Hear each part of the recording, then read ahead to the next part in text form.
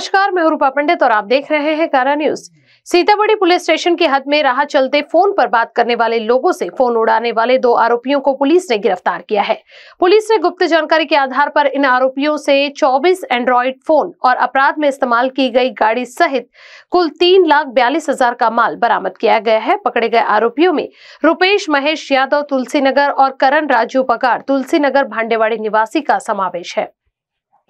या प्रकरणामध्ये 12 तारखेला 12/2 या चालू महिन्यामध्ये एक विद्यार्थी शीतल उईके हा ग्रंथालयातून अभ्यास करून 7:30 पावणे 8 वाजताच्या दरम्यान महाराज बागेपासून जात असताना 2 अज्ञात व्यक्तींनी मुलांनी ऍक्टिवा पांढऱ्या रंगाच्या गाडीवर जोरात येऊन त्याचा मोबाईल हिसकावून घेऊन पळून गेले होते।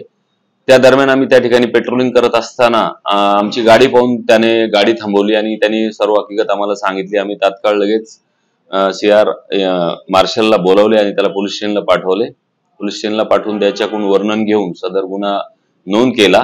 त्या दरम्यान आमच्या तपास पथकाला त्यामध्ये आमचे काही लोकांनी त्याच्या जो सीसीटीव्ही फुटेज मिळाला होता त्याचे चांगले पाहणी केली आणि त्या आरोपींची माहिती मिळाली की ते वाठोडा हद्दीतले राहणारे आहेत आणि त्यावरून आमच्या तपास पथकाने अत्यंत कौशल्याने त्यांना अटक केलेली आहे आणि त्यांच्याकडून सीताबर्डी पोलीस स्टेशनचे 3 गुन्ह्यातील मोबाईल तसेच हुडकेश्वर पोलीस ठाण्याच्या हद्दीतील 1 मोबाईल जबरीने हिसकावलेला व गाडीचे डिग्गीमधील असे जवळपास एकूण 24 मोबाईल आणि एकूण 3,42,000 रुपयाचा मुद्देमाल आमच्या तपास पथकाने हस्तगत केलेला आहे।